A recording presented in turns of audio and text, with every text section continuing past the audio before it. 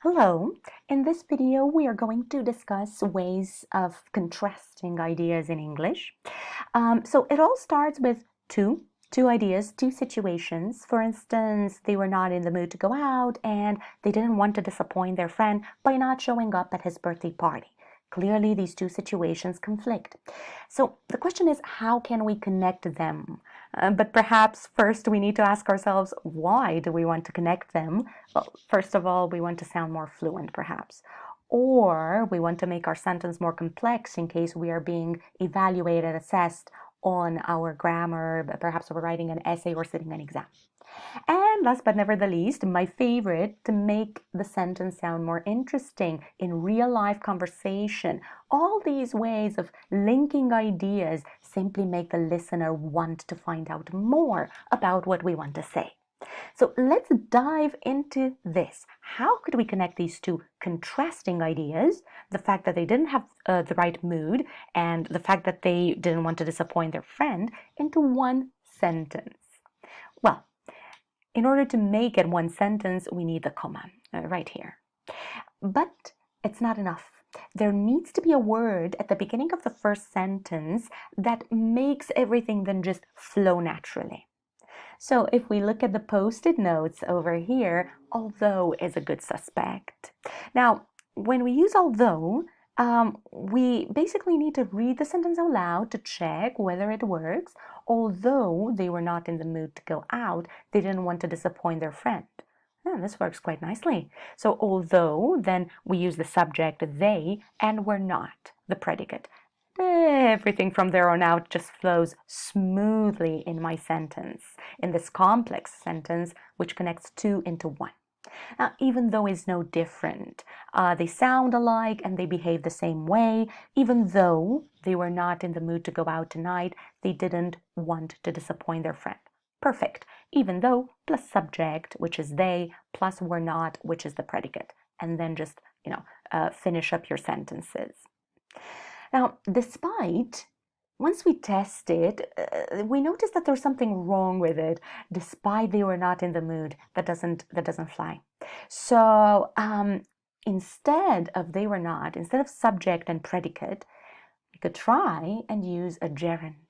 Despite not being in the mood to go out, they didn't want to disappoint their friend. Or even simpler than that, yet very complex and impressive, we use a noun. Despite their mood, which, let's face it, covers the first part of the sentence altogether, they didn't want to disappoint. Despite their mood, they didn't want to disappoint their friend by not showing up at his birthday party. How beautiful is that? Simple yet complex.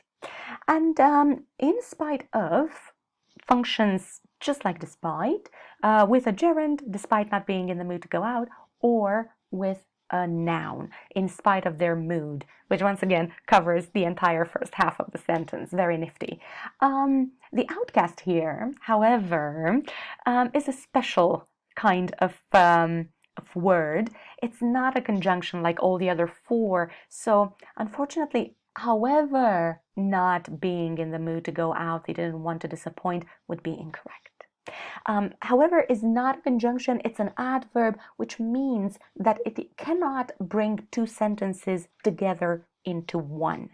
What it can do is leave them separate and add to the meaning of contrast. They were not in the mood to go out. Stop. That's it. We cannot continue further. So we start the second sentence, however, comma, they didn't want to disappoint their friend. Or we choose to put however in the middle, for instance.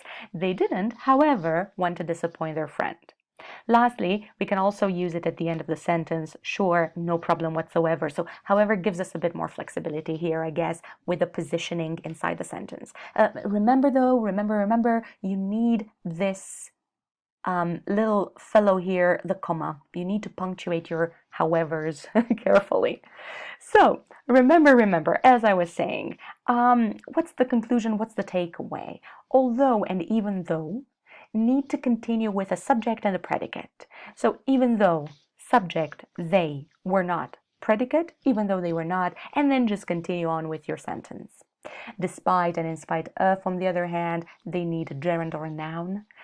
despite not being in the mood, or despite their mood, and then continue with your sentence. However, this special little one here is an adverb. It cannot put two sentences together, and it needs a comma to separate it from the rest of the sentence, like in the example, they weren't in the mood to go out. Stop. However, they didn't want to disappoint their friend, so they probably went out with him anyway since it was his birthday. Well, this is basically it. When you write your essays, when you talk to people and you want to make your sentences more interesting, you want to get your public's attention, try to use these linkers in order to achieve such success, hopefully. Let me know if you have any questions, and good luck.